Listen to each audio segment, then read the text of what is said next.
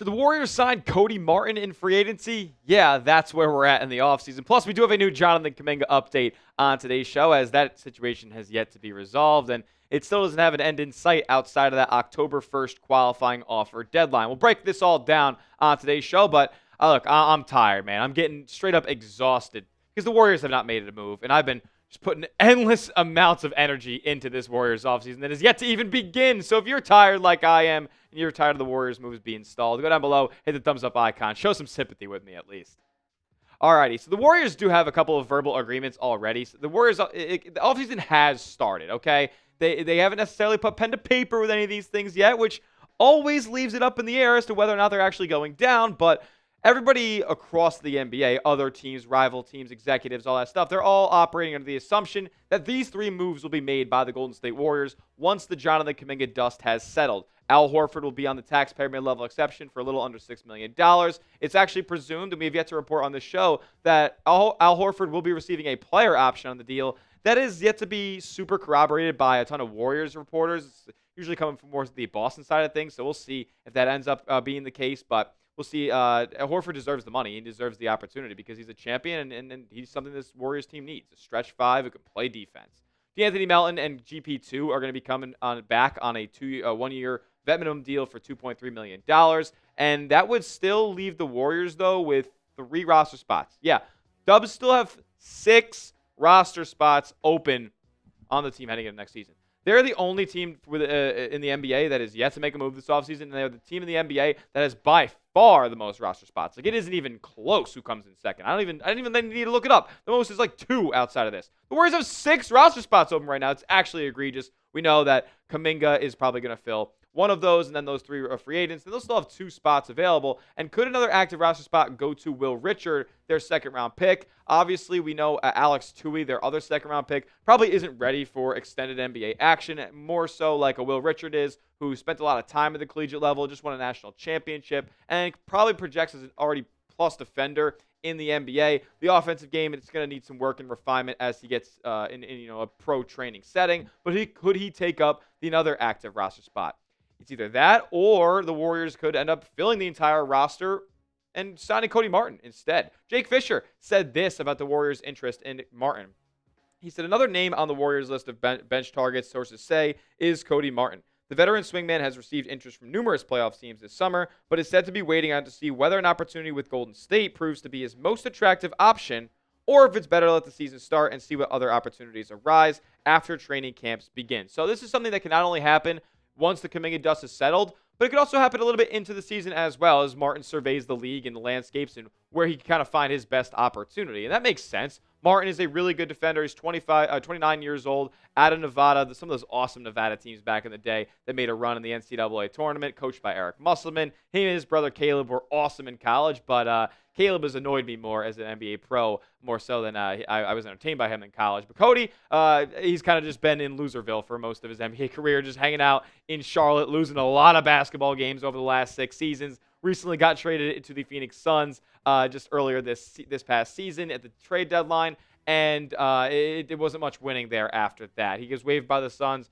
on June 30th, the second-round pick, but for the 56th overall pick in the draft, 36th overall pick in the draft, he's made a good NBA living for the past 6 seasons. Like, a lot of guys who get drafted there don't end up playing as long as Cody Martin has, and I still think he has a bunch more seasons left in the tank in his NBA career because, you know what? 7 points a game off the bench is absolutely wanted on NBA's or rosters around this league. Yeah, 30 can be 38% from three-point range is wanted around the NBA by a lot of teams. He's a solid enough rebounder. There's a season where he averaged 4 assists a night as well. So he can operate with the ball in his hands. He can operate without. And what you're really getting Cody Martin for as a 6'6 player with a good bit of length is the defensive acumen on him as well. Good IQ defender, learned under Musselman, all that good stuff. And last year with the Hornets, he was one of their better defenders on the roster as far as being a point-of-attack guy at that 2-3 spot. He had a plus .79 D LeBron rating, which is pretty good. The best in the league is around +3. And Cody Martin was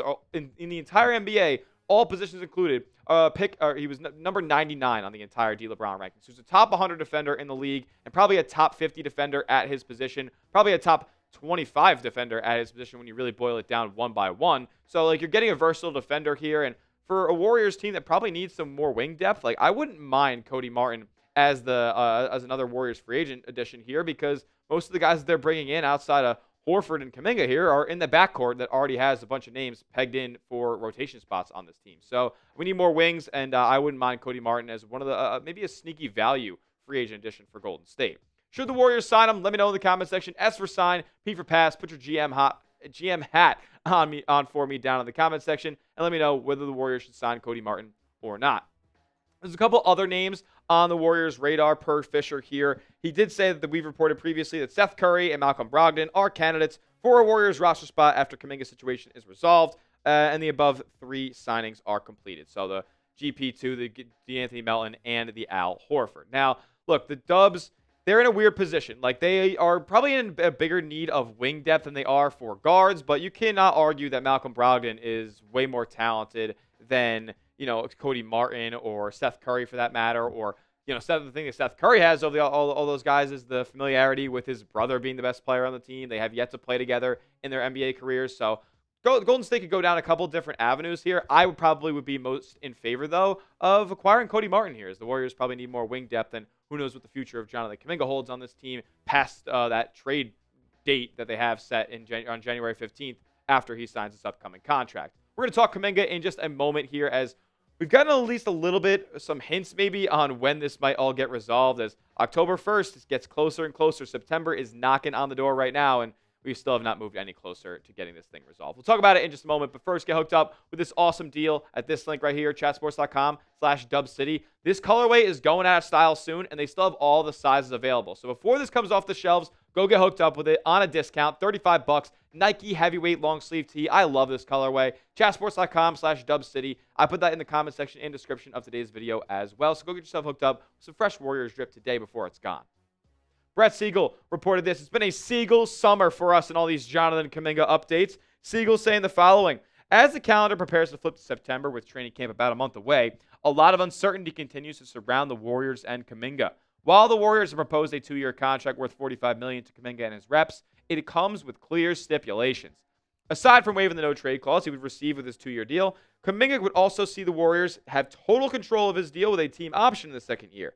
As a result, he has stood firm on declining this offer and continues to indicate that signing the $7.9 million qualifying offer is in his best interest. We know all this stuff.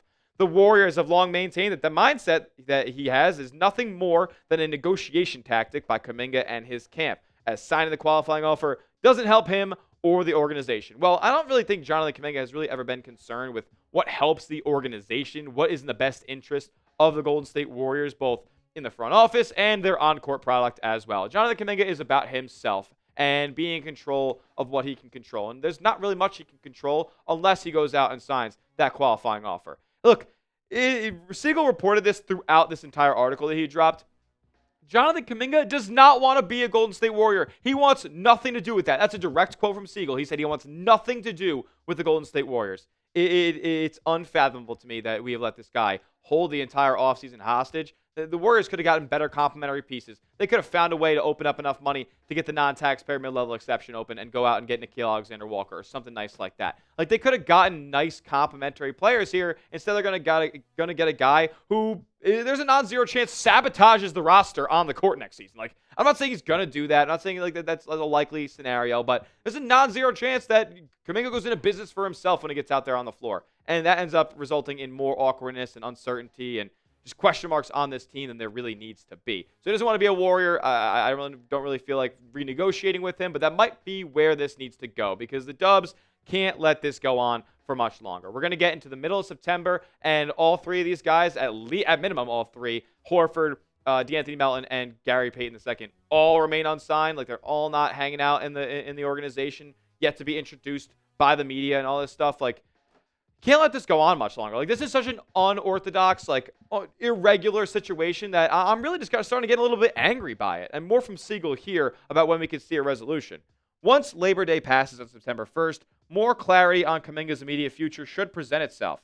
After all, the Warriors would prefer to find a solution early in the month and not wait until October 1st when the qualifying offers expire. Look, I feel like I've seen that paragraph before, just mix and match different months and weeks and holidays and all this stuff. Like, oh, This could get into the week after July 4th. It's not going to be resolved when free agency opens. Oh, this could be resolved and go all the way into August. Well, here we are at August 26th, and this thing isn't even close to getting wrapped up. And it's going to leak into September. And it's probably going to not get resolved until October 1st. Whether that is a renegotiation of a new offer from Golden State, whether Kaminga gives into the new 2-year, $45 million deal, which makes the most sense to him, by the way, or just screws everybody and signs the $8 million qualifying offer. We don't know when that's going to happen. If I had to guess, it probably would be on that October 1st deadline or like the day before. What do you guys think? Does it get resolved before then? Yes or no? Does the Kaminga saga settle its dust before the October 1st qualifying offer deadline? Yes or no? Let me know in the comments section. And that will do it for today's edition of Warriors Today by Chat Sports. Lock us in